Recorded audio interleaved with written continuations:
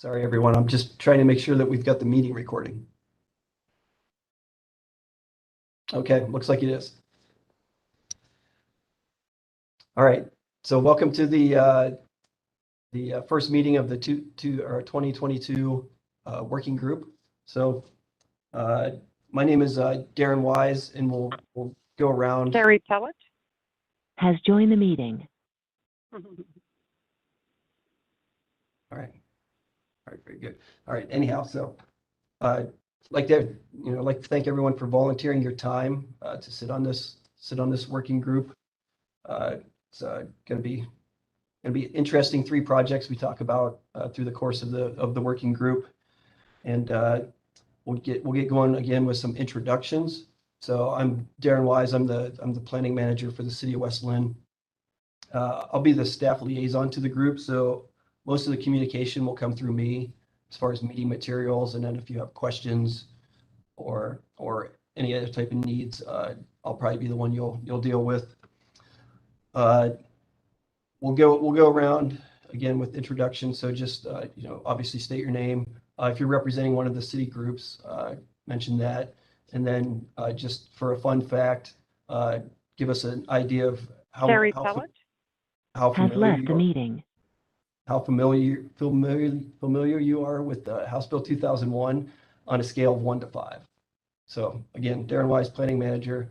I'm on a scale of 1 to 5. I'm a 5 for my familiarity with House Bill 2001, and I will just go around and call everyone's name just for sake of efficiency. So I'll start with city staff.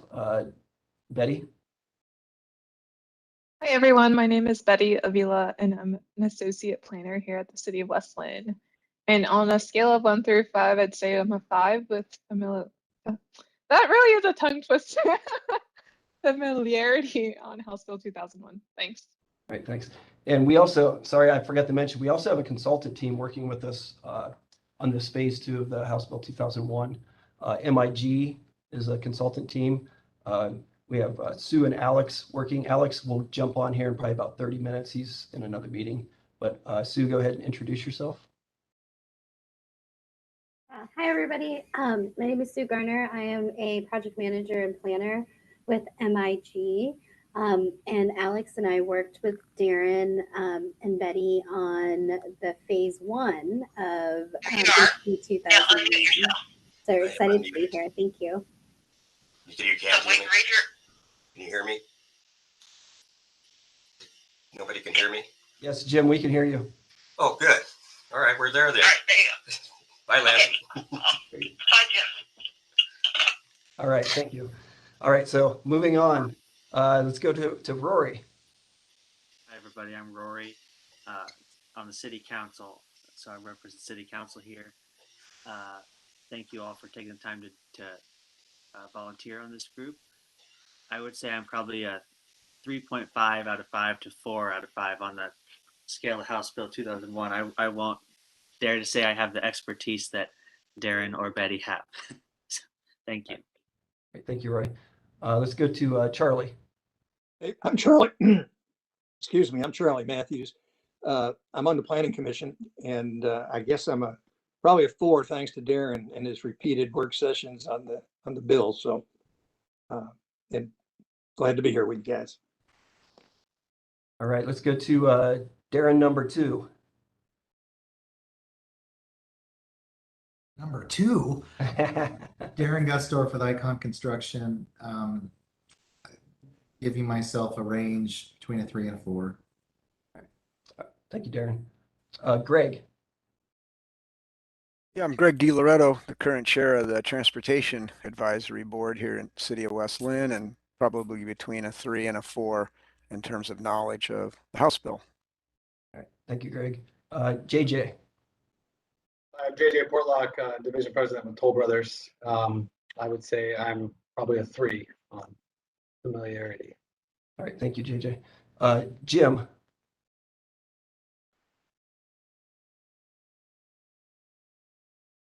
Jim Farrell. I'm ex-Planning Commission, and I've been on the 2001-2003 committee. And I'm assuming you're going from 1 to 4 on knowledge on what we're talking about? Yeah, 1 to 5. a 1 to 5. I'm a good solid 4 anyway. All right. Thank you, Jim. All right, Scott. Hi, Scott Irwin. I am one of the planning commissioners with the city of West Linn, as well as a member of the Historic Review Board. And I'll give myself a 4. Sure. All right, thank you. All right, so we have 2 Shannons. We'll go with Shannon Eilis. Hi, I'm Shannon Eilis. I am on the EDC with Shannon Knight, Employment Development Commission. I'm also on the West Linn Alliance and a realtor. So I bring all of that to the table, but hopefully helpful. Scale of 1 to 5, I would put myself between a 3 and a 4. Don't ask me specifics, but I have a general knowledge of it. All right, very good. Thank you. All right, so the other Shannon Knight. Hi. We call ourselves Shannon with an E because to distinguish ourselves because we're both on EDC. I'm also sit on CCI, so I think officially I'm on CCI. And I would say I'm like about a 4. Okay, thank you. All right, Tom. Tom Watton. I 22-year resident and second run at second term on Historical Review Board. I've got my experience in architecture and spending a lot of time chasing similar codes in the city of Portland, how to stay inside the lines. And I'd give myself a 2. I've reviewed it 2 or 3 times. That's what I got. All right, thank you. Carrie. Hi, I'm Carrie Pellet. I'm on the Planning Commission. And what's the scale? I'm sorry, Darren. What's the scale of knowledge? 1 to 5. 4. All right, thank you, Carrie. Thank you. Kim. Okay, I got the microphone. Let's see if I can get the camera. There we go. All right, microphone anyway. Kim Bria, and I'm on the Sustainability Advisory Board. I also serve on the Transportation Advisory Board. I am on the Historic Willamette Main Street Board and the West Linn Chamber of Commerce. And I would say 2.75. There are some areas that I'm much more versed in, and there's other areas of the technicalities of it. But it's probably higher, and I'm selling myself short, but we're going to go with 2.75. All right, thank you, Kim. And Vicki. Oh, hi, everyone. Vicki Olson. I'm on the Citizen Involvement Committee. I'm an alternate, and my knowledge is maybe around a 3. Okay, thank you. So I think I hit on everyone here. I don't see any other folks. So thank you again, everyone, for the introductions. So we will move along in the agenda. We've got a pretty good size agenda and a limited amount of time. So try to make this as efficient and effective as possible. So the agenda item number 2 is the role of the working group. So when the city council formed the working group, there was a goal and a purpose statement that was created. It was part of your packet under the agenda item number 2 materials. The goal read the 2022 working group will recommend a code amendment package for each of the 3 projects. The 3 projects being House Bill 2001 implementation, which we'll be starting to talk about today. Clear and objective standards for housing, which will be a project down the line the group will work on. And also the Chapter 96 street improvement construction, which again will be a project after House Bill 2001. And then the purpose was similar. The 2022 working group will provide input on the 3 projects by reviewing, discussing, and revising draft code amendment packages. The 2022 working group will meet monthly, addressing 2001 implementation first, Chapter 96 second, and clear and objective standards last. So that was the purpose and goal that was assigned to this group by the city council when it was formed. And again, that information can all be found in your packet. So For the meeting, meeting guidelines, which is another subset under this agenda item, we provided the group with a draft meeting guidelines. Again, it's found in the packet. This is just standard operating procedures for most jurisdictions when they form a group like this.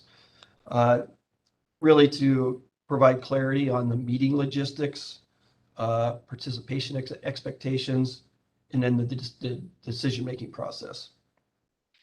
So again, this draft the draft here has been used with other working groups or advisory groups that the city has formed in the past. So this was a good starting point. So what I'm doing is looking for some feedback on this and then eventually consensus. If there are changes needed, we can always revisit this at meeting number 2 also. So again, we've got a tight agenda, so we don't want to get too involved in a big discussion about this.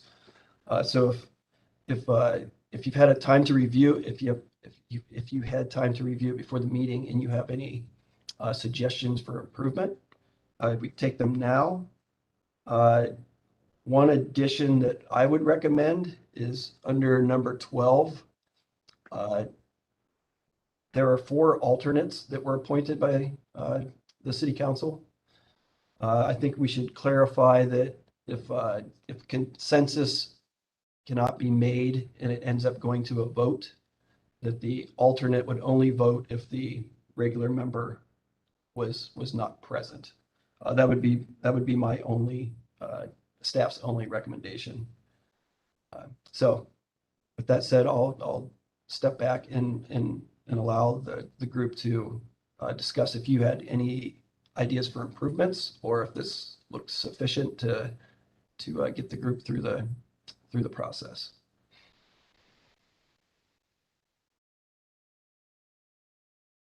Looks fine to me. Great. I think it looks fine. All right. Sounds like no one from the group has anything to add or amend. Do you agree with my recommendation to clarify that the alternates wouldn't vote unless the regular member was absent? That's fine. Yeah, this is Shannon. I would say if we could just at the start of the meeting acknowledge who was, because the people might be attending even though they're not voting. So maybe establish at the beginning who's here as the voting and who's alternates just listening. That makes sense. Okay. Yes, that's a good point. So yeah, we can clarify that. Identify yourself as an alternate if that's what your role in the meeting. Hey, Darren. Yes. I agree with your observation about comments, but I mean about voting. But I think the alternates should be able to be engaged as full participants in the discussion. I agree, Charlie. Everyone else, yeah, that was the assumption that staff was making, but everyone else agree with that? I just have a quick question. If someone is an alternate for one group, but is a member in a different group, I'm just looking at the membership list. For example, Shannon Knight is the alternate from the EDC, but she's also on the committee for citizen involvement. So how does that work when in voting? Yes. Okay. So that's a great question. Anybody have any insight into that? Yeah, this is the other Shannon. I would say that, for instance, if you weren't here, Shannon, I would vote for but Vicky was here, I would vote for the EDC and Vicky would vote for CCI. So okay. Does that make sense? It does. Vicky's my alternate for CCI. Okay. And if Vicky is not there? Then I just vote for one of the groups. Okay. Just curious. Darren, I have a question. I mean, we're talking about voting as if this is, I assume we're going to try to get to consensus on most of these items. And so voting only comes down when we got to finally make a decision and we can't do anything else and we vote, right? Otherwise, it's mostly a consensus-based meeting format, isn't it? That's correct, Greg. Yes, thanks for bringing it back around to that. Yeah, so we will do our best to create consensus amongst the group. It would only go to a vote if there's absolutely no way to create consensus. But yeah, so that's, again, we don't want to spend too much time on this, but it sounds like the meeting guidelines are okay with everybody. I got one other thing that I'd like to, number 2, where you Okay. had originally when we were putting this up, I was under the impression we're going to get these a week earlier. And, when things come on a Friday night, people have the weekend where they usually have things planned and everything to really catch up on what's going on. I would like to have it actually come in on a Wednesday night at the latest instead of on a Friday night, so we have ample time to go over the materials and do whatever research that we deem is necessary for our participation. Okay, does the group agree with that? The Wednesday a week in advance of the meeting is better? I agree. Okay, I don't see any objections to that. We will make that change also. So we'll change that to the Wednesday week in advance, and then I can put some language in there about the voting based on what the discussion just was, and we can bring it back for a quick 2-minute review at the next meeting and then move on from it. Sound reasonable? Okay, good. All right, we're staying somewhat on time here, so I'll keep moving. So the next component of that agenda item number 2 was meeting logistics, schedule, and objectives. So again, many of the logistics are found in those meeting guidelines, but again, so we're planning on keeping this as the regular meeting, the 4th Wednesday of the month from 3 to 5 p.m. They are public meetings, so we're streaming them live to YouTube. So this meeting right now is being streamed live to YouTube, so folks can watch it. The public is invited to attend this meeting, and we will have a 5 or 10 minute section at the end of every meeting for the public to provide comment if anyone feels the need or feels it necessary. Summary notes will be provided, so we'll create summary notes, and then at the next meeting, we'll give the group the opportunity to review the summary notes. And again, we'll just find consensus on that the notes look accurate and move on. Again, staff and consultants will provide the materials.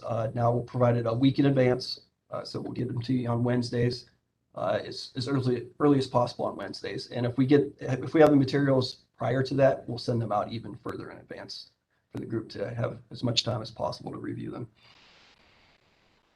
Let's see. Again, as my emails have said, in the memo also said, we encourage questions in advance. That helps us get answers and provide them to the entire group, as opposed to getting questions at the meeting that we don't immediately know the answer to and then have to circle back at the next meeting. So I appreciate any questions in advance for efficiency and effectiveness of meetings. So there's a tentative schedule included in the packet under the item 2 agenda materials. And again, this is just a tentative guess at how we'll get through this process. We hope we can stick to it. If it has to be shifted a little bit, we can do that. Again, there'll be 4 meetings on House Bill 2001, and then we're anticipating 2 meetings for the Chapter 96 process, and then 2 meetings for the Clear Objective Standards process. So again, tight timeline, but we feel it's manageable. Staff and the consultant teams will provide you as in-depth materials as we can, as far in advance as we can. Let's see, and then obviously the objective of the group will be to provide a recommendation on each of the 3 different code amendments. So just as a sort of an idea of what happens after this group will make a recommendation. So for this first topic, House Bill 2001, once you get to your recommendation, it will then go through the legislative process, which is work session, public hearing with the Planning Commission, who makes a recommendation to council, and then a council work session and a public hearing, and council is the final decision maker on the code amendment package that gets adopted. All right. we're a couple minutes behind schedule, but I think we're moving forward okay here. So any questions about the meeting logistics or schedule or objectives? All right, seeing none, move on to the election of the chair and the vice chair. So as my memo said, the city rules require that this group have a chair and a vice chair. And the role of the chair or the vice chair will really be just to facilitate the agenda items, keep the meeting on time schedule, and help the group find consensus. So the chair, that would be the chair's responsibility. And then the vice chair, of course, would sit in if the chair was unable to make a meeting. So there's not a expectation that you're going to do anything additional or more than the rest of the members of the group outside of just the facilitation of the meeting. Again, city staff and the consultant teams, we will lead most of the discussions and provide the information, be available to answer questions. So, there's no need to be an expert on these topics to be the chair or the vice chair. So with that said, I will open it up for a discussion or volunteers to be the chair and the vice chair or a nomination. So if you want to talk amongst yourselves to come up with a consensus on who wants to be the chair, vice chair, I'd say start the discussion. Any takers? I guess I would ask for volunteers. Is anyone interested?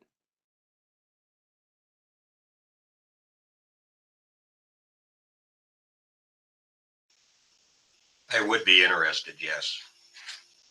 I nominate Jim Farrell. Thanks, Charlie. I'll second that. I'd be interested in being the vice chair. Is that Scott? I'll nominate Scott. Okay, well, so we've got 2 volunteers. Anybody else want to throw their hat in the ring, or does that sound good to the group? Sounds great. I'm seeing shaking heads and thumbs ups. First consensus and our last.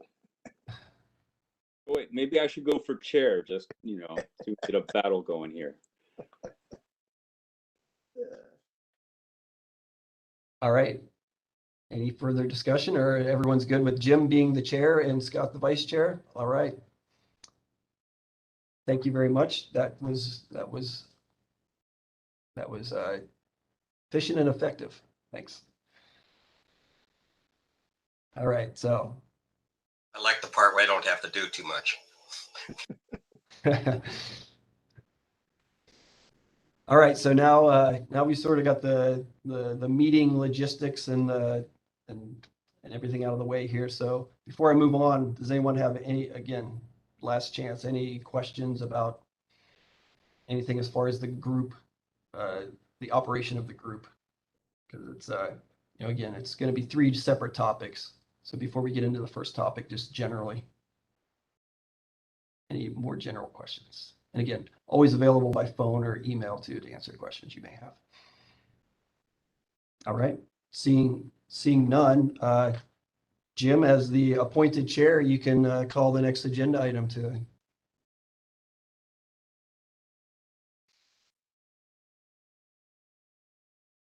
Well, I guess it's a recap for the phase 1 of the House Bill 2001. So I guess you're going to do that. Yes, thank you, Jim. All right, so House Bill 2001 is known as the Middle Housing Bill. So I'm guessing most of you know this. In the middle housing being defined as duplexes, triplexes, quadplexes, townhomes or townhouses, and cottage clusters. So this House bill was passed by the Oregon legislature back in 2019, and then a set of administrative rules were put in place that then created the rules that the city has to comply with moving forward.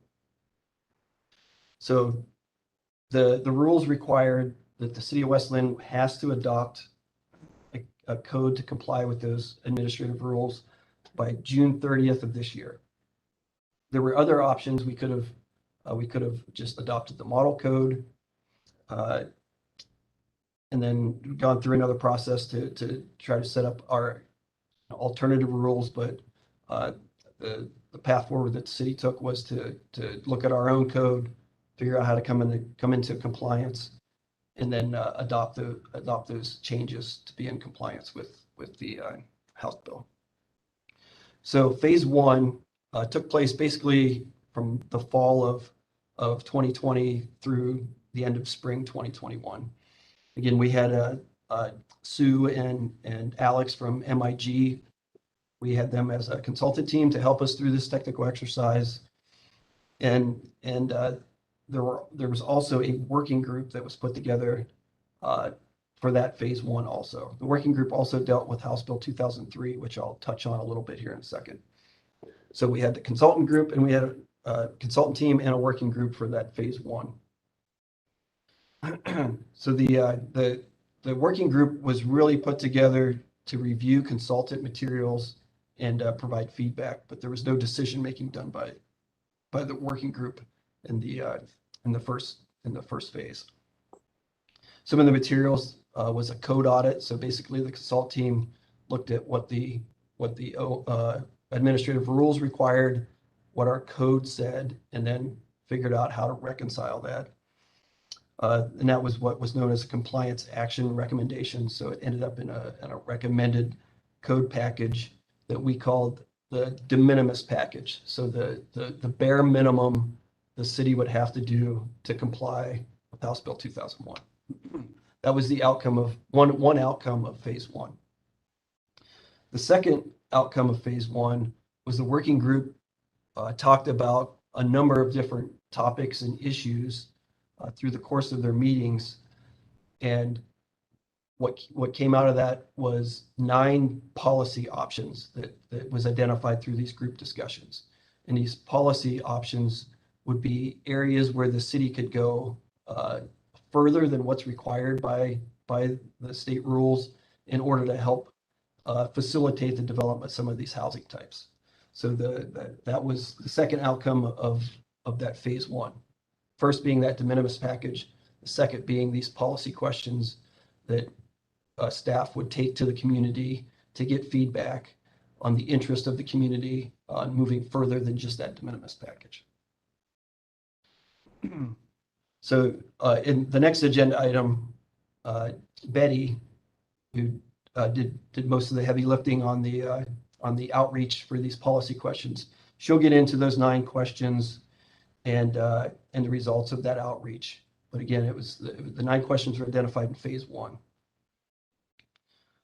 So some additional background. At the same time, House Bill 2001 phase one was going on. The city was also engaged with another consultant team on putting together a housing needs analysis. So this is another legislative bill called House Bill 2003 that was passed in 2019 that required cities to update their housing needs analysis. They're also being called housing capacity analyses also. And this is something that's already written into state rules. It's just the cities were not keeping up with keeping their housing needs analysis up to date. So the legislature stepped in and created deadlines for cities to update their I'm just going to call them HNAs, update their HNAs in order to get everything modernized in order. And again, I'll take one step back. These House bills are in response to the housing crisis that the legislature had declared. So both these House bills were in response to that and intended to get cities up to date on knowing what their needs were and then implementing these regulations in order to help encourage the development of these middle housing types. So, sorry, back on track here. So the housing needs analysis is essentially, it looks at a projection of what the housing need is in a community. And it's based on past building permits, national trends, local trends. There's a bunch of different data that goes into it, and then they project what the city is going to need over the next 20 years. And then it compares that to what land the city has available to accommodate those different types of housing, which is known as a buildable lands analysis. So it's essentially a comparison of the outcome of the West Linn analysis was we need about 1,000 new housing units over the next 20 years to accommodate our projected need. And then our buildable lands inventory showed that we could accommodate more than that, but we were deficient in multifamily housing. So for single family detached housing and the middle housing types, we have sufficient land to accommodate those types of housing. We'll have to deal with the middle house or the multifamily housing deficit through another project.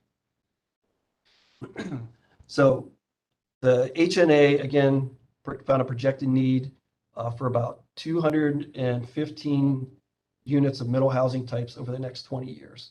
That was 84 single family attached homes, sometimes referred to as townhomes, and then 131 plexes, either duplex, triplex, or quadplexes.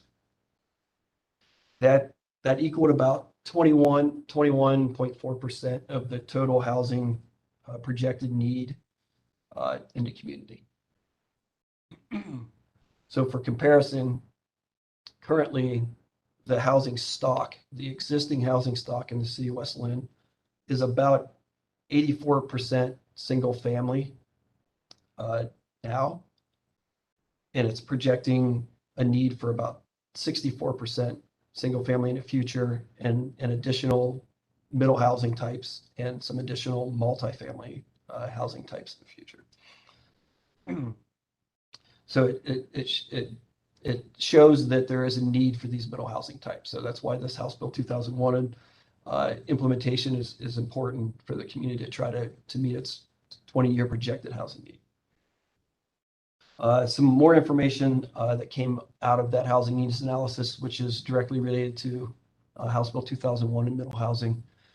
Over the last 10 years, the city of West Linn has only produced 7% of all housing stock built, all types of units, multifamily, middle housing types, and single family detached.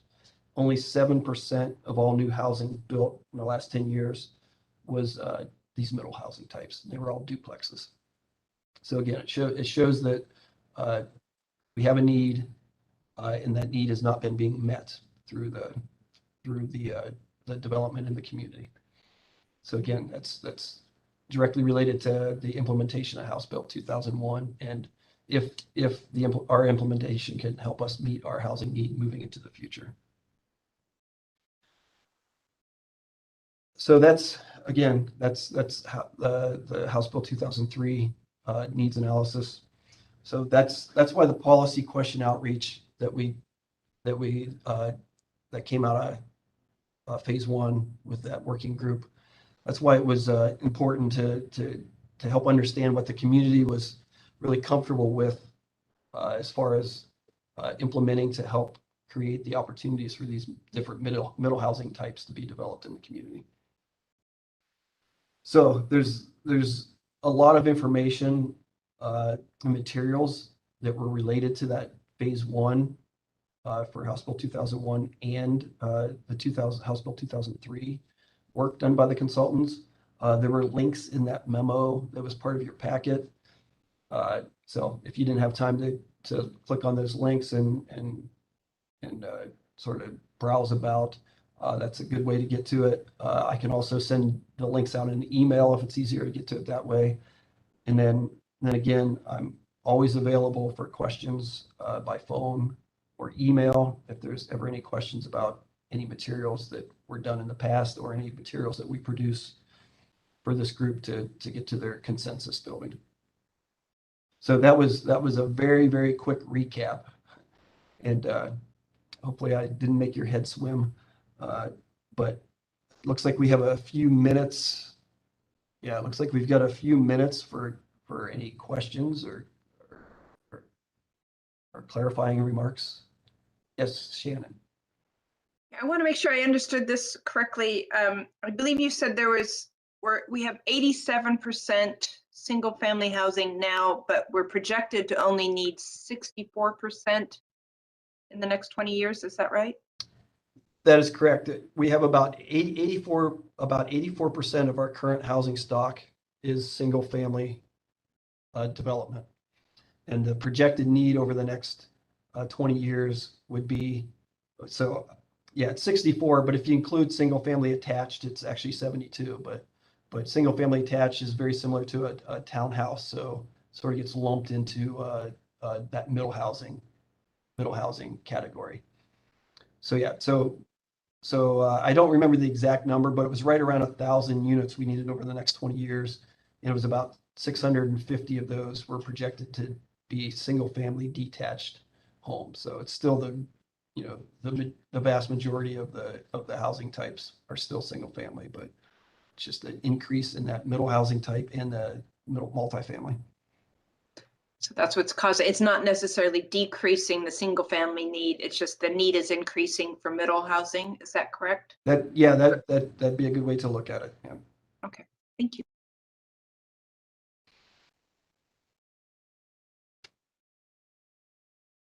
If there are no more questions, why don't we go ahead and go to phase 2? Can I just ask a procedural Go for it. for the chair? Jim, do you want us to raise our hand when we have a question, or do you want us to just chime in? Let's just chime in. That's easier. I don't even know how to do the hand anymore. Okay. Just making sure.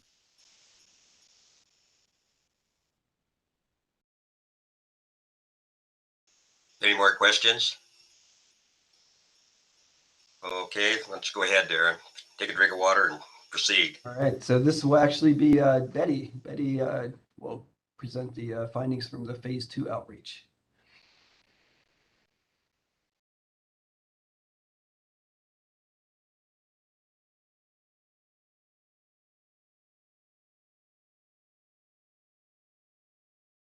Okay, sorry, hold on a second. Pulling up my PowerPoint.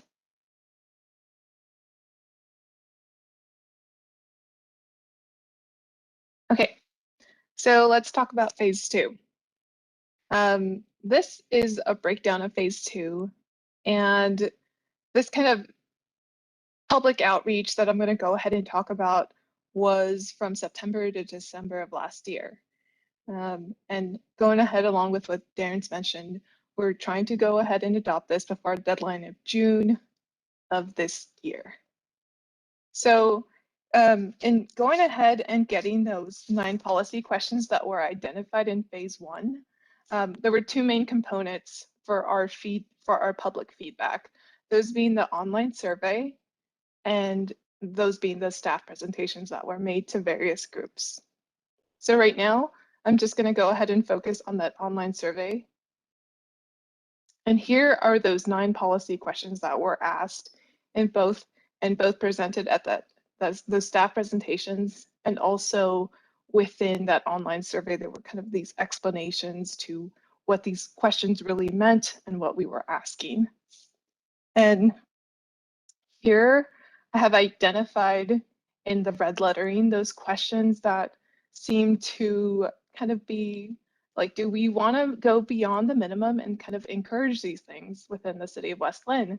It seems like people are kind of more in agreement and just seem, kind of more like, can we go more beyond the minimum? So that being number 1, the city allowing for detached plexes. And number 5, the city allowing for increased lot coverage. And also number 6, increasing floor to area ratios for middle housing. So overall in the online survey, we had 722 respondents, and the survey was open for a few months from September all the way through mid-December, from the end of September all the way through mid-December. And we also went ahead and we did a press release, and within that press release, there was also some social media that we went ahead and had that released to as well. We sent people this kind of like, this page detailing them that there was this House Bill 2001 and that it would affect them, and going ahead and taking that online survey in both the paper and electronic copies of their water bill. And then, as well as I mentioned, presenting this at various meetings. So let me just go back and say that question number 1, again, was asking for those detached plexes, meaning that, it could probably result in later on being able to partition, not to partition, but to allow for the division of that middle housing type more readily. And so this is this was also provided to you in your packets, and it had all the survey responses, question 1 through 9, where people stood, in terms of their votes. And from this question, it appeared that about 52.5% of people were in agreement to strongly agreeing with, going ahead and allowing for detached plexes. So that's one of the things to note. And then I'll get back to kind of what we did with this information. And then question number 5 was increasing lot coverage. And lot coverage is meaning kind of all that area that is covered by buildings expressed as a percentage of the total lot size. And that would include kind of if someone had like a garage or a shed that required a building permit and so forth. And again, here it was a little more split. And so we're kind of asking again, is this something that we want to encourage? Some of the other questions, it was very obvious to us, okay, the public doesn't want these things. But these 3 questions that I've identified in the presentation are kind of like, okay, people want to go beyond those minimum. Maybe it's something that we can go ahead and float in the working group and work around. And then lastly, question number 6 is about allowing for increased floor area ratios.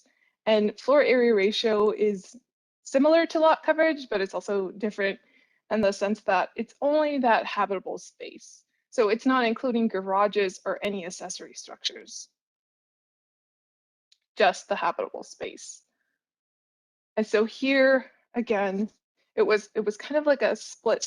Is this something that we want to encourage? Just go beyond the minimum. Seems like some people, really agree with this, whereas, it's kind of split. And this is just going ahead and touching on those staff presentations that were also done. And I went ahead and we reached out to all the neighborhood associations, and we presented at 4 of those neighborhood associations that are listed on the slide. And we also presented at EDC, the HRB, and the Westland Alliance. And overall, the results were also kind of positive for these questions.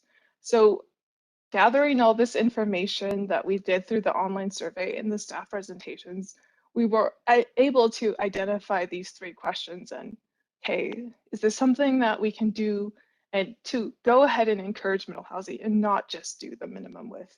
People seem like they're comfortable exploring these options. Is that something that we want to do? And all of that feedback was then used to make the crosswalk that you have before you today. And this is just kind of a snapshot that I took of the first page. But all of that information was then put in this crosswalk. And that's what MIG is going to go ahead and talk to you after this presentation. So that is kind of a very brief summary of the results that we had gathered following phase 2, getting all that online survey data that you have before you, as well as those staff presentations. So thank you. And if you have any questions, do we have time, Darren, to answer questions? You have questions. You have time.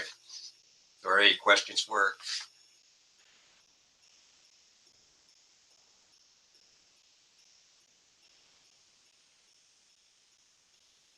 I don't see any. Hey, Derek. Yes. I don't see any questions. So do you want to move on to the next discussion of the crosswalk? Looks like Scott may have a question there. Sorry, I don't know where my hand raising option went. But I guess, one thing, looking at the survey, I kind of dropped out for a minute, so sorry if I'm hitting on something that's already covered. But I think we should be mindful that only 2.7% of the city's population responded to the survey. And so I wouldn't use the survey as the sole source of considering, well, what is the public's opinion regarding each of these matters? And so I just wanted everyone to think about that as not being a says-all regarding how we should view each of these possible adjustments for. Yeah, that's a great point. And it's been hard to do that outreach, especially with the pandemic. We just tried everything that we could, and it's just a difficult thing to do. Well, let me stand up for the 722. These are people who are engaged and concerned, and I do put a lot of credence and weight into the observations they made in the survey, and I thank them for doing that. Yeah, so this is Darren. If I can just follow up on that. So as Betty mentioned in her presentation, there were nine survey questions. 6 of them were pretty apparent that the folks that took that survey didn't have interest in that policy option being implemented. So we've chosen to focus on those 3 questions Betty highlighted, right? And again, that's why we're going to put more focus on those. Again, if the other policy options are something that the working group wants to discuss and explore, I think we would encourage that. But that's why we focused on those 3, because it didn't really seem like there was a clear direction either way. But it's something that as staff, we felt like it was necessary to bring that forward to this working group for you to talk through it, and again, try to help you build consensus on what package you're going to recommend gets passed out of this group. So, and again, once Sue gets to her presentation at the next agenda item, she'll focus your attention on those areas where again, I won't steal Sue's thunder, but where we're recommending going a little bit further than that de minimis package at this point in time. But yes, good points by all. Yeah, I'll have to agree myself. I was just going to add that Go ahead. Go ahead, Shannon. Oh, okay. I was going to say I attended, I think, 4 of those meetings Betty did too. And it's not like she polled the audience. It's not like she, raised hands on every single question. She was just getting kind of a consensus. So I think the survey is a little stronger in that this is, exactly what the person said versus the other one was just kind of more of a consensus. I kind of think myself that the people that participated in this are the ones who are interested in the city and what goes on a day-to-day basis. And I think I feel I'm putting a lot of credence on it, in my own opinion. So, anybody else?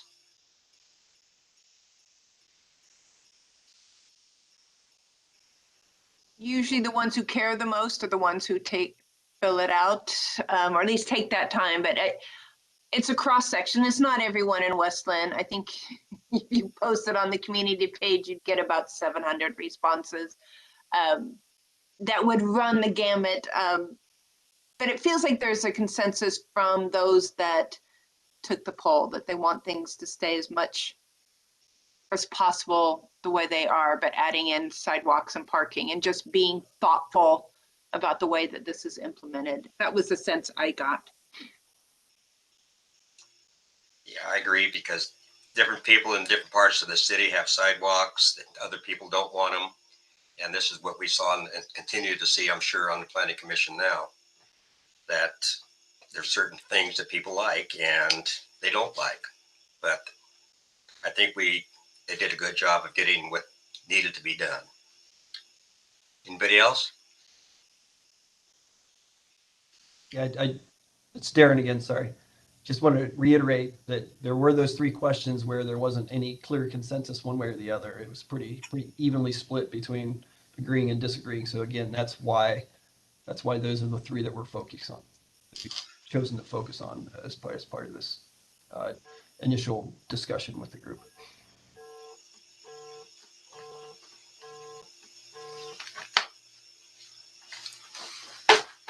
Okay, well, we want to move along, Darren.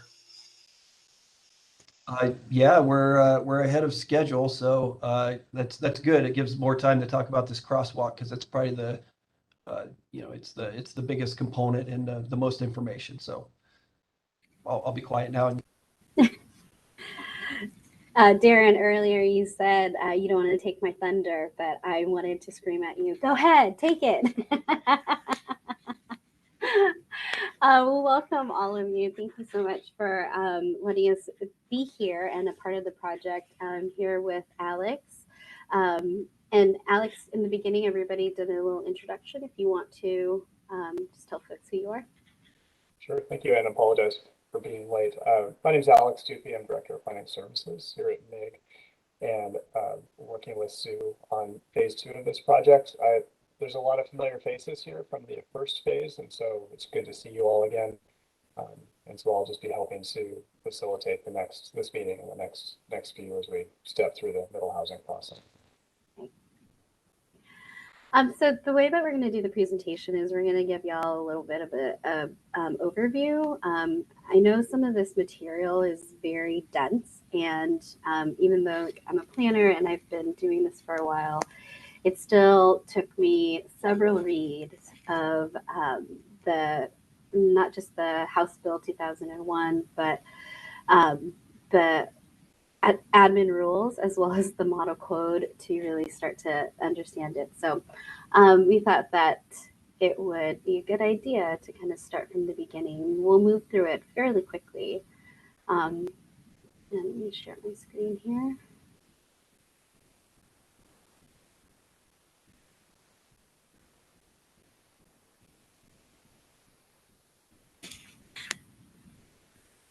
All right, looks like you all can see it. So I'm going to move into presentation mode.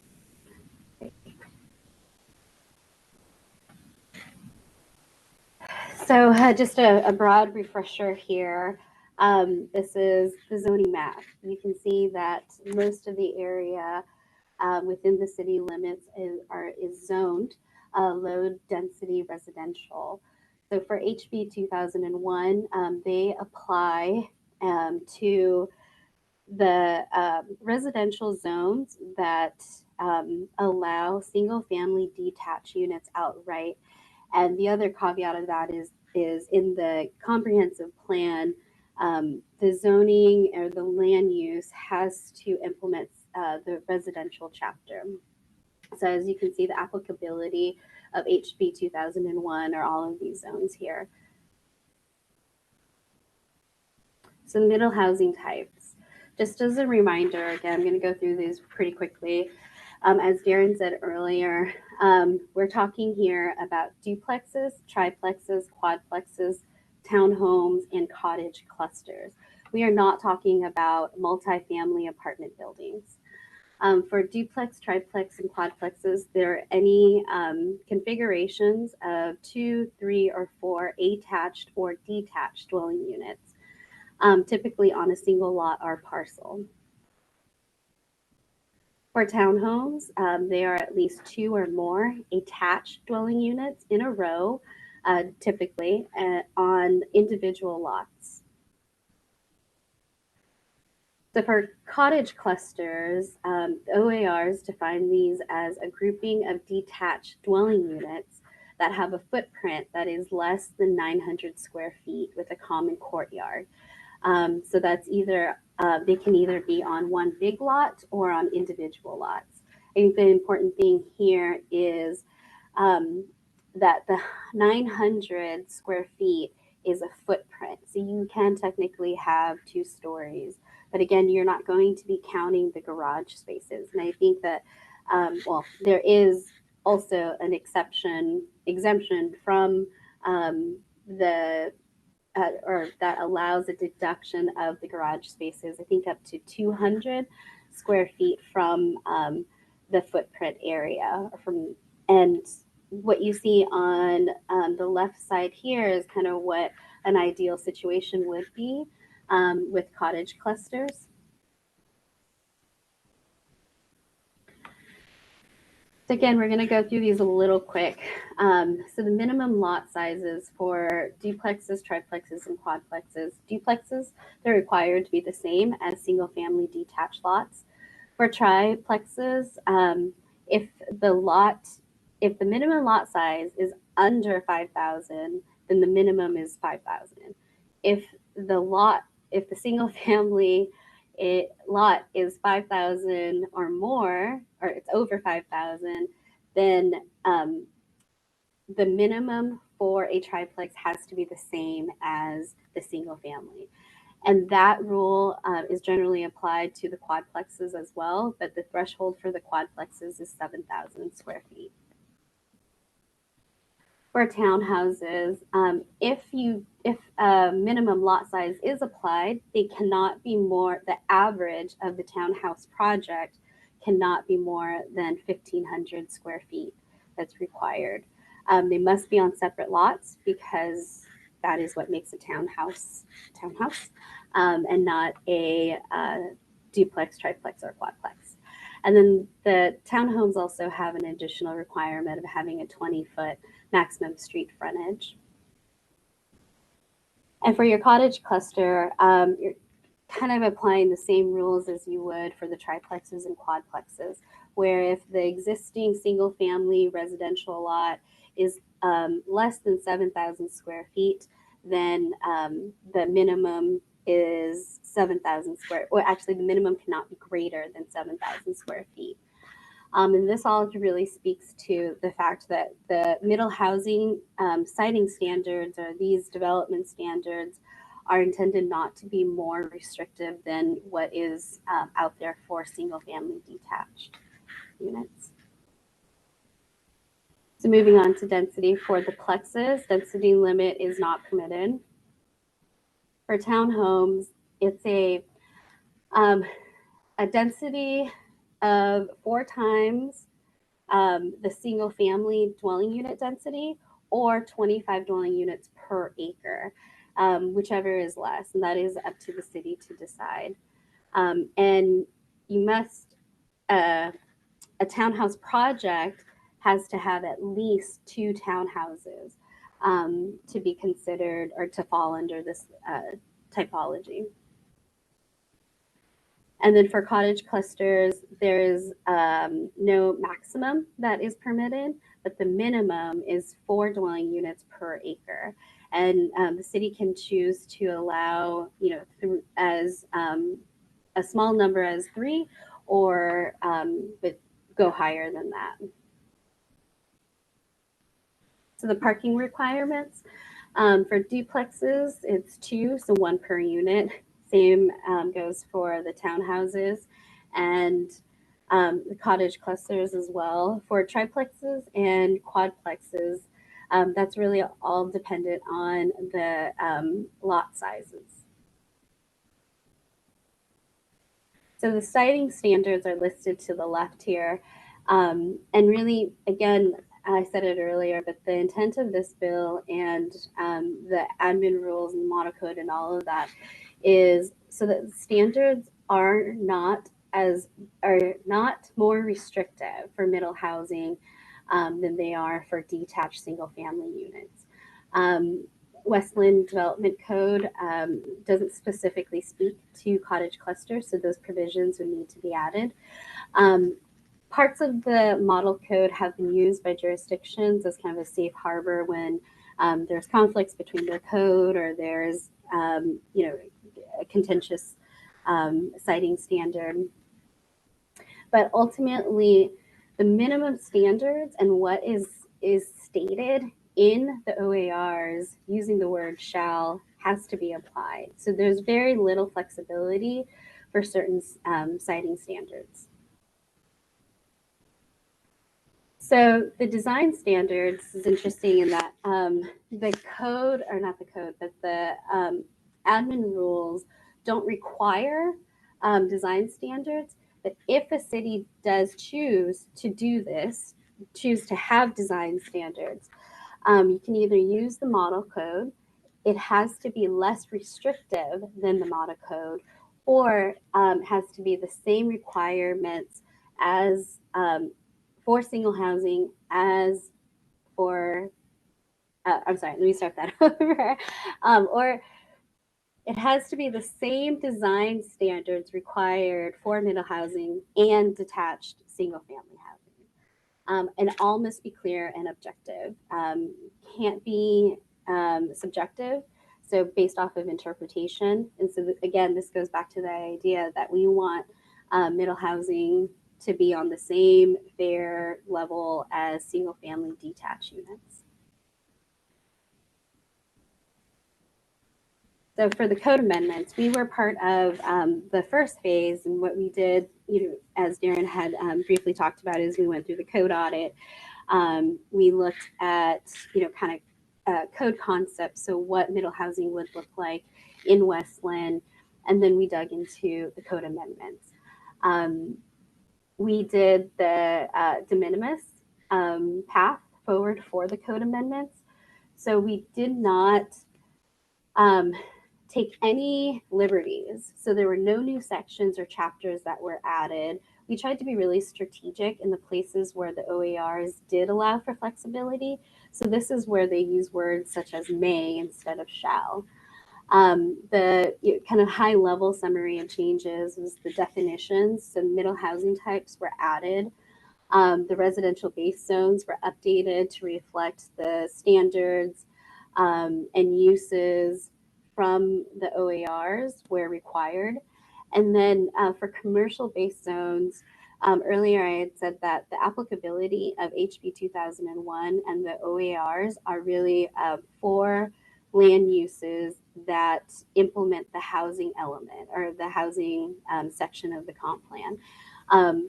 Commercial base zones don't do that, but we did take a look at that just for consideration.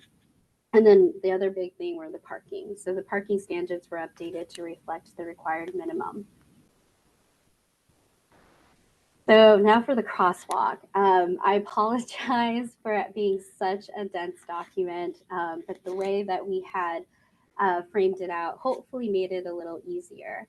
But in case it didn't, what I wanted to do here was kind of go through these sections and explain it. So the minimum OAR requirement is going to be what's required by the state. The model code is going to be from a state-approved example. The policy content or context is why it matters, or the analysis of it. And then the public and advisory committee input. So again, we had a robust, yeah, I guess there could be, I guess maybe robust might not be the right word after hearing the conversation from Betty's section, but there were 2 rounds of engagement. So the first round included a survey, and then we also did meet with advisory committees, which some of you were a part of. Jim, our chair, was a part of that as well. And then phase 2 engagement. So that was all of the listening sessions and then the survey that Betty was talking about earlier. And so to simplify this, we wanted something visually where we wanted you all to be able to, pull out visually quickly some of these major points. So the bullseye is intended to indicate a right on track. The recommended policy direction meets the minimum requirements of what is of the OARs. And the thumbs up is the recommended policy direction exceeds that minimum requirement and would encourage middle housing. We went back and forth and thought about, a third option, which would be to incentivize development. or middle housing. But based off of the public and advisory committee input in that third to last column there, there wasn't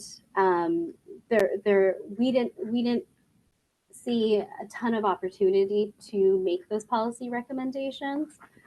But moving on to that, we thought instead of kind of going through line by line, what we wanted to do was talk to you all and walk you through the items that we saw as either right on target with an encourage, middle housing recommendation, or just an encourage middle housing recommendation.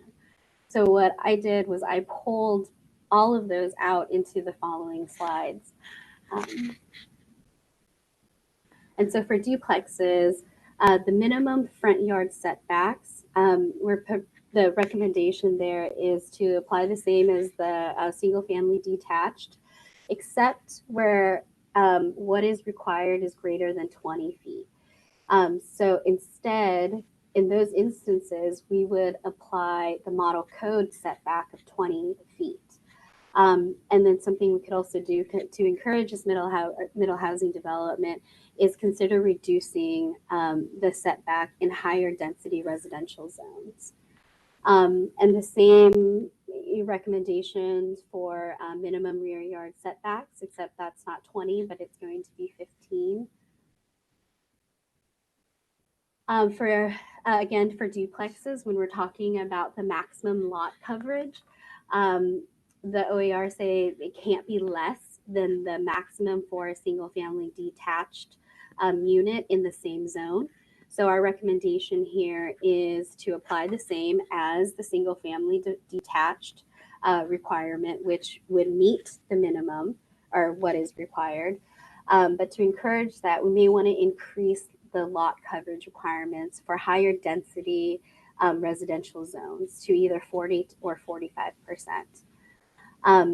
So the FAR, kind of the same thing, where to meet that the OER standards, it would be to apply the same single family detached in the lower density residential areas.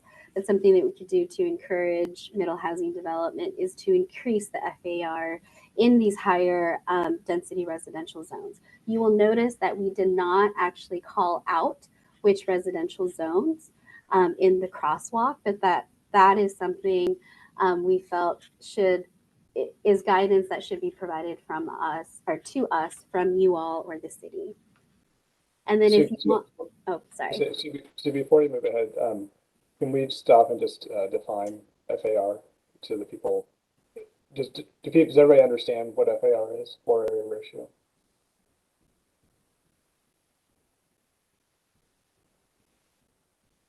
See hands up. All right. Sue, go ahead. And so to incentivize middle housing, an FAR bonus, a floor area ratio bonus, could be given if and when the units are affordable. So for triplexes and quadplexes, you're going to see the same, high level siting standards here. So our recommendation for front yard setbacks are to apply the same as single family development or single family detached units, and also for you all to consider reducing that setback in higher density residential zones to about 10 feet. And 15 feet minimum for a rear yard setback. For maximum lot coverage, so same, and for the maximum FARs, it's the same thinking. Whereas for in lower density residential zones, the detached single family dwelling unit requirements would be applied, but considering where or the higher density residential zones, the FAR or the lot coverage could be increased. And for townhomes, the minimum lot width is something that the West Linn Development Code calls out, but the OARs do not. So our recommendation is to exempt townhouses from that. the minimum front yard setbacks. Again, if what is required is greater than 20 feet, to apply the model code setback of 20 feet, and then consider reducing the setback in higher density residential zones to about 10 feet. Minimum rear yard setback, same goes. In higher density residential zones, apply 10-foot minimums. And then you could also consider reducing further either the front or rear setback. Individual townhouses count toward 30% towards the lot coverage of the overall townhouse project would be our recommendation for the maximum lot coverage. And then for the maximum FAR, this is a little different because the way that the OARs define this is by townhouse project. So the idea is that it can't cumulatively or individually limit the bulk or scale and be more restrictive than what is required for a single family detached dwelling unit. So our recommendation is kind of three parts here, whereas you apply the same single family the detached requirements in lower density residential zones, increase that FAR in higher density residential zones, and incentivize maybe middle housing if an FAR bonus is given when the units are affordable. Affordability is one of the things that we heard in the public engagement process, but I'm not with DLCD, and so I don't know if affordability was left out on purpose and I can only make assumptions. So for cottage clusters, the minimum lot size is really dependent on what the parcel size is for single family dwelling units in that same zone. So our recommendation is to either apply the same as those single family detached units, or we did hear that aging in place was a really big and a really important point for folks that either took the survey or that participated in our advisory groups. So there is a consideration to reduce the minimum lot requirements to either make that more affordable or to encourage that type of development. For minimum frontage and lot width, the idea is that cottage clusters would be exempt with that type of setback, except for engineering and public works access requirements still applying. So that was a lot. I can't see you all. So, and actually the design standards. So the design standards, again, the OARs, they lay out 3 different options, but our recommendation is just to keep this and apply the same standards as you would with the single family detached units. And I don't think I changed that last bullet, but it is, so I apologize for that. But it is also, it's another recommendation of ours to consider a separate project after this where you would specifically look at the design standards. So, and I think that is my last slide. So, yeah. Thank you, so appreciate that. So that's a lot of information just to step through. And so maybe, Sue, what we could do is we could step back and just kind of go through the major elements of that. So first, I guess, just in general questions about the crosswalk and some of the findings. I think many of those conversations you'll see are very similar to what we had in the first phase for those views that were on the advisory committee, but also a lot of what is recommendations are actually things we also heard from the community in terms of how we move some of these forward in the light of many of these being required by state law. So I'd like to open it up if there are first just general questions, but then also if there are specific things we can step back into the slides. So Greg, you had your hand up. I don't know if it's a question, and I don't even know if it's in the right place. So it merely was, as you were talking, And I kind of focused on, I mean, the issue was to be like single family housing or in high density areas, you increase what you make things, I guess, really what you'd call less restrictive so that you could have more. And it seemed to me that one of the things I heard as you're going through there, saw, and one of the issues with the public seems to be this whole issue around parking and lack thereof. And if I understood what was presented, at least in the OAR, it is conceivable that you could have one off-street parking for a fourplex, if I understood that correctly.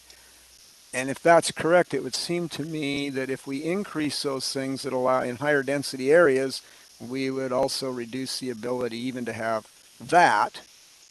And that could, that will be a problem for the community. If I've talked to people in Portland, the number one neighborhood association complaint is parking. And that's what they get all the time. That's what they go to the council for. It seems to me we don't want to exacerbate that problem for our poor neighborhood associations. So if I understood all that right, it seems to me that could be a limitation or a concern on our ability to increase things, certainly in the high density area. Considering we don't have any alternative to get around in this town, but either a car, maybe able to walk a little bit, but we're kind of limited in that. Thank you. Thanks for that question, Greg. And yes, parking is one that comes up a lot, and I think even in single family neighborhoods still comes up. And Sue, correct me if I'm wrong, but for parking, for fourplexes or others, they're still required to have one space per unit. Is that correct? And that one of those spaces can be provided on street, much like single family housing is. The rest of it could also be parked off site. And we've done some code concepts to show how that might work, whether that's parallel stacking or completely off site. But that is the goal, not to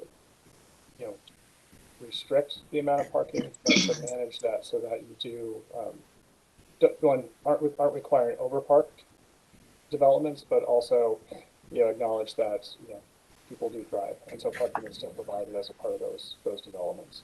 So then, Alex, I understood it wrong then. It is one space per unit. It's not one space per 4 units. That's correct. Okay. Yeah, Greg, so what the OARs what it does with triplexes and quadplexes is the city may require up to 1, 2, 3, or 4, depending on the size of the lot. So you still, you're not realistically, you're not going to be able to get 4 units on a lot that is 2,000 square feet. So you're still playing by the rules of 1 per unit, but the requirement, and it uses the word may require, right, is based off of the lot size. So that it's not a strict rule, and that's kind of where the flexibility comes in. I don't know if I just confused you more. Jim, I have a question. Yeah, go for it. Yeah, Darren, this might be for you, but in some of these scenarios that Sue presented, could we see how that would actually look in some examples of developments here in West Linn or redevelopments? Can we actually get some examples of different lots and different lot sizes and how some of these scenarios might actually play out? Yes, thanks for that comment. That's something that we've been discussing. We wanted to, again, this first meeting, just sort of get everyone acclimated to what we were talking about. But when we actually start getting into the code itself, yeah, I think providing a lot of visuals for this group to understand how this would actually get applied on the ground is going to be key, because it's to try to follow along just through text. Text is one thing, but yeah, I think the visuals, and as Alex said, Alex and Sue had provided some. I'm sorry, Alex. What did we call those? The code concepts. Yes, the code concepts of what a duplex or a triplex or quadplex would look like on a. I believe we used a 7,000 square foot lot as the example, and that kind of information we can provide to the group. Okay, good, with different FARs and all that kind of stuff. Yes. Okay, Thank you. And I'm just looking to see if I can find, we did have some of those. Let's go on to the next question. We'll see if we can pull up some of those. Question for Alex, please. Sure. Hi, Jim. Jim, and then also if you use the, so we can make sure we're managing, so we're getting everybody. If you go into the reactions, it's a little smiley face with a star or a plus sign. If you raise your hand in there, or even just give a thumbs. Actually, there's not a raised hand. Hey, Jim. Just give me a thumbs up. I'll Yeah. call you to make sure we can. I have a question for Alex.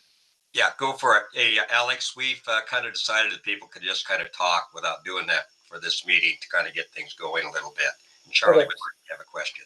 Sure, Charlie. Yeah. Alex, on these reductions of the setbacks that this presentation proposes, the first question is, none of those reductions are required by 2001, right? These No. are, okay. So they're not required. And so they're not consistent with the surveys either, as far as I can tell. One of the questions I have in particular, though, on changing setbacks is infill. It's one thing to say, okay, we're going to take this big piece of property and we're going to put all these townhomes and cottages on it. But I'm worried about the infill in the developed neighborhoods already. And if we start changing setbacks, it's going to be pretty incongruous with the rest of the community. And there are other issues with, as far as I'm concerned, with changing setbacks. But am I correct that what you're proposing here would actually include an infill lot in a developed neighborhood? Well, so any of these could be infill. I mean, the goal of middle housing is to provide, additional housing options within existing single family zones. So you could, if you had a vacant lot within an existing development, you could develop a single family home on it, or, by state law, you could also develop up to cottage cluster housing, depending on the size of that lot. Again, as Sue said, not everything will fit on a lot depending on its size. And then the house next door could find itself within 2 feet of their neighbor. So the question of front yard setbacks, which I believe is what Sue was discussing, is that is a question to this group about do we allow that to be able to support middle housing a little bit more. It's not required by law to do that. This was a piece that we were looking at the various elements for implementation that there might be some opportunities for able to provide more flexibility for housing. Now, again, even if you take middle housing out of the equation, on a vacant lot in an existing single family home, they are not required to go to the exact setback that the adjacent homes are. As long as you're within that range, whatever that setback is, they could develop that way as well too. So this flexibility in setback, doesn't mean that it's necessarily going to be a different look or feel or development type. It just provides a little bit more opportunity to be able to maximize the site. Are there any other questions for Alex and Sue?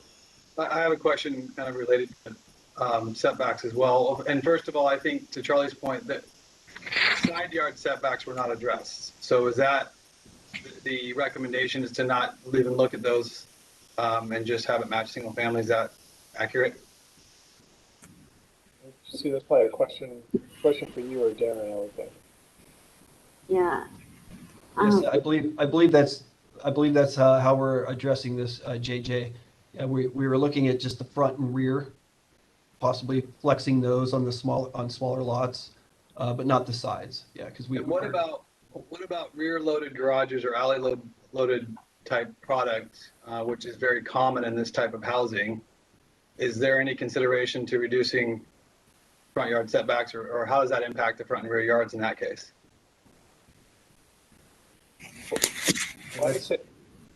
Go ahead, Alex. I can start, and then Darren, if you might be able to comment on just the existing. The recommendation here wouldn't change that opportunity, JJ. If you're looking at a rear loaded, or alley access driveway or garage, that would certainly be an opportunity. It's really up to the site, to be honest, on what if that's possible. The goal more for this is to be able to provide the opportunity for more units on that existing site. So however you can develop that's really what what the goal is. And I think from a setback standpoint, that's the broader question, is if you do want to increase the opportunity for middle housing, does that setback help assist with that?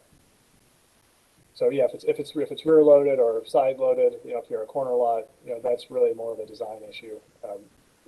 You'd have to work out, depending on, to be honest, what the neighborhood is, or what your street grid looks like. Any other questions? Shannon, I have a question. Let me go to Shannon first. She's had her hand up for a little bit, and then, Shannon Loss, and then Shannon Knight. I just had a question about cottage clusters, that there were a lot of exemptions for cottage clusters. And I realized that, and I'm reading through Crosswalk, that there wasn't a lot of input during community outreach. And I'm wondering if that was the reason there's so many exemptions. Exemptions on the minimum lot width, or the recommendations is, let me see what the other one was. There was another one. Mm-hmm. Exempt from lot coverage or floor area standards. And yeah. And I think you're right in that there were, and I think that the sense that we got from the community input was that cottage clusters are a great way for folks to age in place and still own a home. And so this was, those recommendations are really to speak to creating the opportunity for more of them to be developed. But, again, at a minimum, right, you can just straight apply what is required for single family detached. So the recommendation for exemptions would provide that opportunity, but it's not required by law. Shannon Knight, you had a question.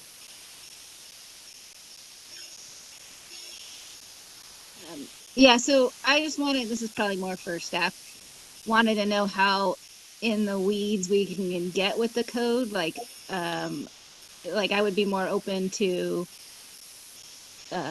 less setback for townhomes if they were like abutting 43, for instance, considering we might rezone that for more mixed use to allow commercial, and commercials would have less setback if there was commercial buildings next to a townhouse development, that you would have less setbacks and it would match. But in like the regular neighborhoods, you would want the setback to match the rest of the neighborhood.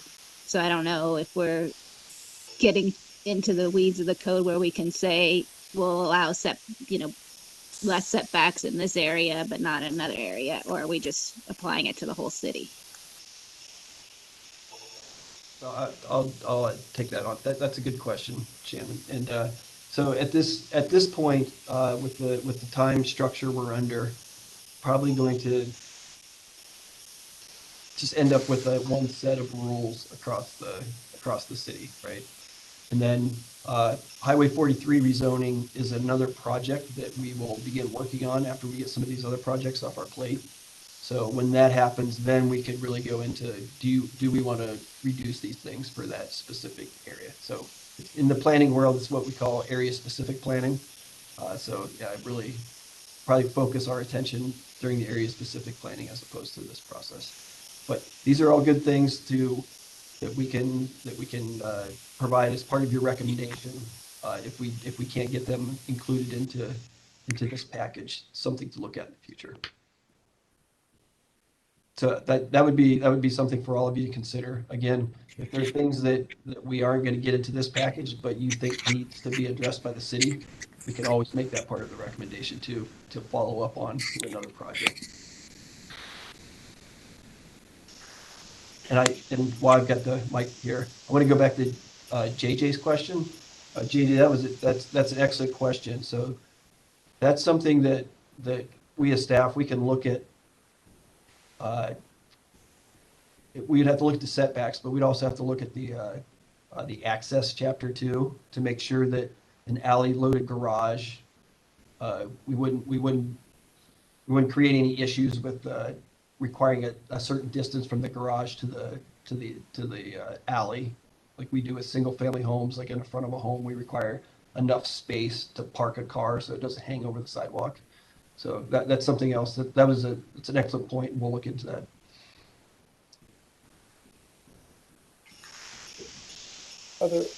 Jim, you had a question.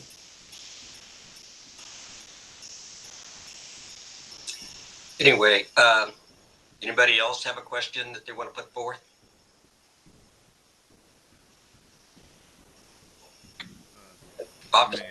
We're going to be talking about road width too. An example of townhouses are the houses by Safeway that emergency vehicles will have a heck of a time getting down through and even turning around. And these are also things I think and I hope that we're going to be discussing in this. Actually, so road width, Darren, would be under your public works, or that's a different set of guidelines. The middle housing code focuses on parking, focuses on the 4 housing types that we've just talked about, and then emergency access and other, that more site design, those requirements, that'd be accommodated through public works or through Darren in the planning department. The street guidelines and street design is not part of this project. Hey, Jim, that reminds me. This is Carrie. Okay. Yeah, I had suggested this to Charlie in a previous conversation, but I know that this particular project is focused on the code, but I wonder if this isn't an opportunity to address other areas of the code that affect neighborhoods, like the tree code and maybe the adding the charging station to new home construction. And my thought is that while this group might be focusing on this, that we might want to consider, or the CCI, I mean, I'm an alternate, might want to consider reaching out to the other working groups and see what things they would like included in an overall code change, because this is going to be a inclusive package that goes to the council, and maybe we should take advantage of that. Darren, that sounds like a question for you. Yeah, so I'll point you back to the purpose and goal that we talked about at the beginning of the meeting. There are 3 very specific purposes and code amendment packages that the council tasked this group with tackling. So under council direction, we'll concentrate on those 3 things. If those other items you've mentioned is something that this group feels is important to tackle at some point in the future, again, more than welcome to tag that onto your recommendation for things to tackle in the future. But right now, very specific marching orders from council for these 3 projects. So, especially this project, we have to have it done by June 30th. So yeah, that's kind of my point, though. So I want to make sure I understand. So when this goes before the planning commission, will the planning commission at that point be able to add to that, or is the planning commission limited to the scope of this project as well? So again, this has to be adopted by June 30th of 2022, or the city accepts the model code. Yeah, I think we have time. Yeah. If the planning commission wants to start delving into other topics, that's just going to create timing issues. But maybe not. But I just think, it's like once in a lifetime opportunity to get some things that have been hanging out there literally for years, maybe into our code in a one-time offer. But anyway, that's just a suggestion. Thanks. Go ahead, Roy. Roy's got a question on this. Thank you, Jim. And thank you, everybody. I've just been processing all the information. And I was just wanting to follow up on what Darren just said. So, Darren, if we don't adopt the code by June 30th of this year, just on July 1st, are we bound by the model code, or what's the exact process for that? I just wanted to make sure I understand it correctly. That is correct. And Alex and Sue, if I'm not correct, step in. But my understanding of it is we adopt it by June 30th and our code is in place. If not, someone could come in on July the 1st and apply under the model code. So that's why we're in such a time crunch here. Darren, that's correct. Thank you. But I do want to ask, I think that the model code only applies until the city makes a decision on an alternative code. So I mean, we're not stuck with the model code on the for life. It just means that in lieu of or until the city, and I'm not suggesting that we don't hit the June 30th deadline. So don't think that. I think we can do more than. I think we have time, but it's up to the committee. But we are not locked into the code. We're only locked into the code until we come up with our city code. So That is correct. I'm just saying that on June or July 1st, though, someone could come in and apply under the model code if they chose to. And I just want to throw in there, I think Sean, I saw that you came off mute and you I'm sorry, Scott, that you were coming off mute to say something. So I just wanted to make sure you had an opportunity to speak. Thank you very much, Sue. Well, one thing, yeah, I mean, to kind of play off what Carrie was saying is that, I mean, could adopt a code that is maybe not as controversial, make sure we go for better shots, and we of course can amend it. Sure. So we don't have to come up with what we think is the perfect thing. What we need to do is we need to come up with a thing that we can all agree what we can live with, whatever that modification of the model that would be. And so I think we should, throughout this entire process, be mindful of that, know that this isn't the final decision.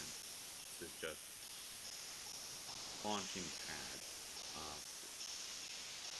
is going to happen with however many years until we sit down and the code again. So being mindful of that, I think we should all proceed with maybe some level of caution and definitely look at the words and how they translate into how the space is used and how it's going to imagine that happening right next to your house. And then say to yourself, is this what I want to see happen? Because I mean, sure, we're all in support of something, but then when it's your own backyard, then people's opinions change a little bit. And so if we're going to come up with anything that not just 3% of Westland's population agrees with, but 100%-ish, that would be nice, but not going to happen. But definitely a very high percentage of Westland will agree with, then I think we should make sure that we're not doing anything that anyone would look at as really imposing upon their own property. And the best way to do that is to keep happening right next to yours. So Scott, if I could paraphrase what I'm hearing from you, I think is to respond to the requirements, to respond to them to the minimal standard so that you can to implement what you have to and then revisit them in the future as needed. Is that a fair summary? Well, my point is that we should not do anything avant-garde. I do not believe that just going with a minimum and saying let's take a vote right now and we're done, I don't think that's the best idea either. Okay? But I do think that we should be careful considering each of these things being put on the table, because once it's passed and if you haven't properly visualized what we're approving, that could literally happen in the lot right next to your house, and then you're like, oh my god, wow, I wish I had a few more feet setback here, or that's a giant lovely tree that got cut down. That cottage cluster could happen. So I just wanted us to be mindful of those things. That's all. Well, that's great, thank you. And I'm wondering if it would make sense, Darren, we had shared, in phase one, we had developed those code concepts to show what some of this means, and I'm wondering would it make sense to spend just a few minutes to show some of those visualizations. They're massing diagrams essentially, but what these might look like. I know some folks were not on that original advisory group. Would it be useful just to spend a few minutes to step through those to get a visualization of what some of this might be? I think so. We're ahead of schedule, so Okay. I think walking through those really quickly would be helpful. Okay. So just for reference, we shared this when we were working through the initial code amendments to respond to the OARs. We did develop some essentially site concepts, how this might work on a conceptual 5,000 or 7,000 or 10,000 foot lot, which are pretty similar to what you have in most of your residential zones within West Linn. So I'm going to go ahead and share this, hopefully not to confuse things more, but to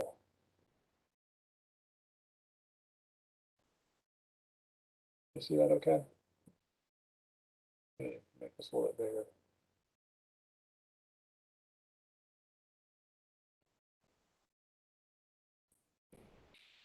Okay, everybody see that okay? Right. So I'll step through each of these pieces. And so when we looked at this, and this applies directly to what Sue was talking about through some of the OER requirements or some of the recommendations. What we wanted to do is look at how these different elements start to fit together. And part of this addresses the question of parking, like how do you park these on a site? And so we looked at, what if you had a lot right in the middle, or a duplex, which is essentially, designed as a single family home with two separate entrances.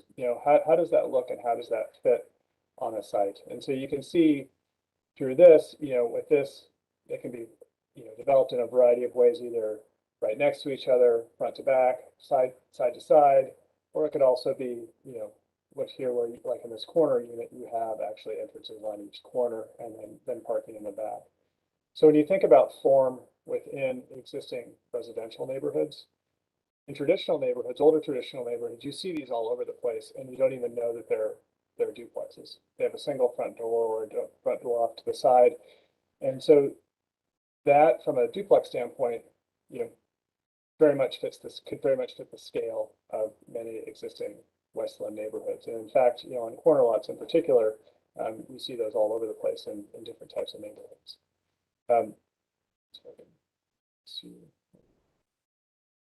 So these were just some different examples, some more modern, some more traditional. This looks like a house, but it actually has different front doors. This is a larger space. But again, different ways that duplexes have come across in our neighborhoods over the years. When we get to triplex, triplex can also be stacked in a variety of ways. You can have them, a larger unit in the back with two smaller front units. You could have them stacked where one's on top and you have two lower units. And so when you get to the side here, again, the massing could very much be the same as a single family house. Look at it's really just those setbacks, both rear or front and side yard setbacks, that determine that. And so the question comes up with parking again. How do you park 3 units where you typically have a single family unit? In West Linn, you can still use the street as a single parking space. Is that correct, Darren? I believe you can use that space in front of your house. That's correct. That can be counted as a parking space, or you can do other things. You can stack them. You can space them off to the rear where one's stacked or one's not, or you can actually, again, have that parking on the street, which is allowed today within West Linn code. So again, just some examples of what a triplex, could be designed for within an existing neighborhood. And again, when you look at these, it's all about the design. And so when you think about your design requirements for single family homes, as long as they're not more restrictive for these types of uses, it really, they can be very compatible with existing and adjacent neighborhoods. Quadplexes are the same, maybe slightly higher building cut or lot coverage because, it's just more units. These were single-story units. You could also develop these as multi-story units. Again, thinking about parking, can use the street, but also you can stack in a variety of different ways. And again, these are just conceptual scale. This, for example, is a 7,000 square foot lot, which is not unusual in West Linn.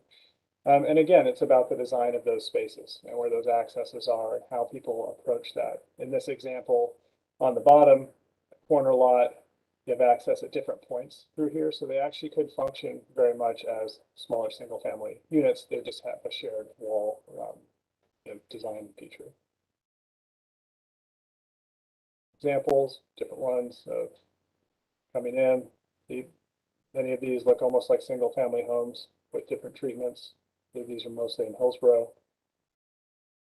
Let's see, in townhomes are a lot like duplexes, except that they're often on individual lots. So you'd split the lot, access could be the same. Again, parking can be shared. And there was a question about rear entry parking. There's a ton of great examples for rear entry parking with alleys. And so that's something that really is just dependent on neighborhood and how the overall access is. But to Darren's point, that's really, that's a planning decision that would certainly fit within a townhouse or a duplex. And then finally, get through this, small housing, cottage clusters. So the difference with cottage clusters, and one of the reasons why there is more variability in this, is we are looking at separate pads for each of these. And in the first phase, the advisory group, we talked about, should these be condoized? Should you have individual lots? Those were all questions that were part of how to incorporate cottage clusters. But a lot of these are about, again, common elements, common spaces. How do you address setbacks for different types of units? This was a 7,000 square foot lot that we developed where you could probably fit 3 units and then still address parking and have common green. So instead of separate backyards, you have a common space in the middle or to the side. We also looked at larger ones. What would it take? Nope, I don't have that. I thought I had a 10,000 foot. Those are just some examples there. We also had another example for a 10,000 foot lot where you could fit maybe up to 5 units. But there's lots of great examples of cottage clusters throughout the region. These are some in Forest Grove, White Salmon. There's a number in Fairview and Eugene as well. So I think these are all just examples of ways that what Sue is presenting are how those would actually be implemented on the ground, at least at a conceptual level. Yeah, Alex, I think we're down to the next agenda item here, so we're getting pretty close to it. Yeah, I am done. I just wanted to. Okay, I think there we go. Stop sharing. Sorry, that just was up very much. So I just wanted to share that because I know there were some questions on the design pieces, and that helped. Hopefully, that helps visualize some of those elements. Jim, back to you. Okay. Want to go ahead now and go into the meeting, the agenda, tasks, and what we're going to be doing and how, etc. Darren? Yeah, thanks, Jim. And I'll just say up front here, so the next agenda item, public comment, we don't have anyone here from the public to comment. So if there is any follow-up on the images Alex just shared, I think we have some time to talk about it. But so for the meeting 2 agenda and tasks. So again, this was sort of meant to acclimate everyone to what we're talking about, right, in this first meeting. So the second meeting, we will come with you with some summary notes from this meeting and ask you to review those and again find consensus that they're accurate and move on from those. We'll have a follow-up discussion about this crosswalk. So again, between now and the next meeting, if you've had more time to digest this crosswalk and this conversation, if you have questions, send them our way, and then we can get those addressed at the beginning of the next meeting, or staff or the consultant team can clarify some things that we heard today.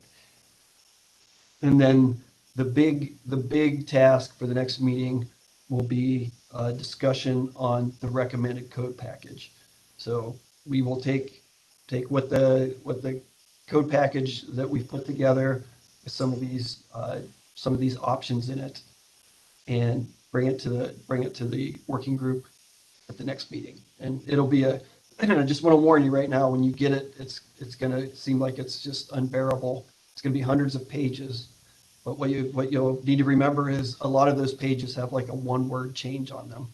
So we will provide you guidance on what to concentrate on, like what pages to concentrate on, what issues we want to concentrate on, which sounds like the policy question issues about FER, setbacks, lot coverage issues, and we will do put our heads together and get a lot of visuals for you to work with. I'm assuming what Alex just presented is helpful to have that in a visual form to help visualize what we're talking about. So, again, if you have anything that you would like to request from us for visuals, let us know sooner than later, and we can get something put together. But that will be the big task, is to really start getting into the code itself, and then adjusting the code based on what this group finds consensus on for these different policy options we've been sort of touching on here today. So that's all I had for for that item. So again, the big task, we again just ask that you try to read the materials in advance, give us questions in advance, and come prepared to discuss. I can't see any hands up, so I don't know where we don't have them, or I don't have ability to see them. So did anybody have something they want to ask Darren, or anybody? We've got a couple minutes here. Shannon. Yeah, I'm wondering if there is something for the next time that can show us the impact of the code on affordability, because that question seemed to come up in the comments a lot, is what will make these homes more affordable to the people buying them or renting them? And I don't have a clear sense of that.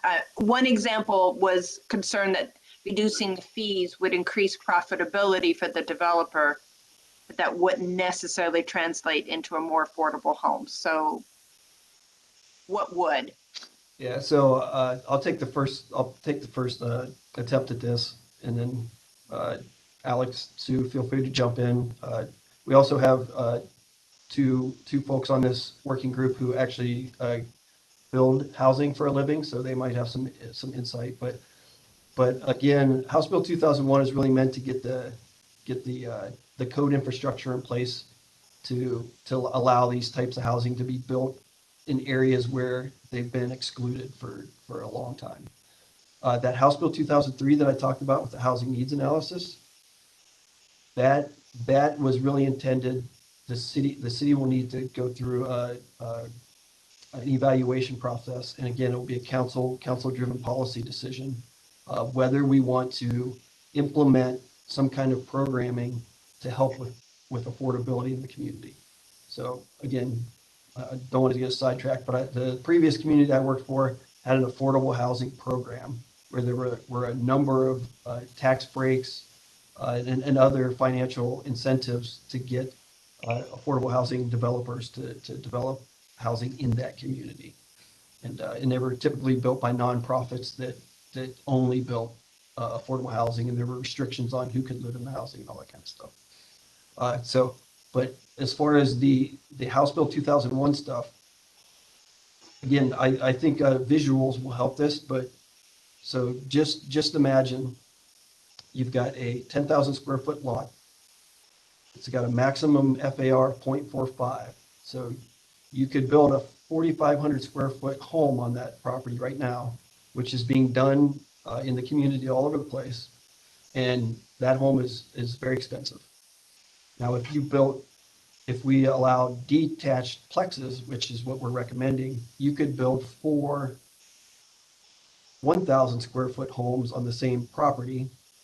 And then there's another legislative bill that was passed that requires the city to allow that to then to be divided into 4 lots.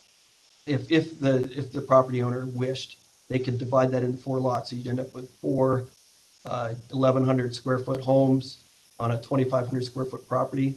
And just the math tells you that house may not be affordable per some kind of specific definition, but it's going to be more of an entry level price point as opposed to that single 4,500 square foot lot. So that's where these types of changes to the code will help implement getting maybe some more starter homes in the community as opposed to what's being constructed now.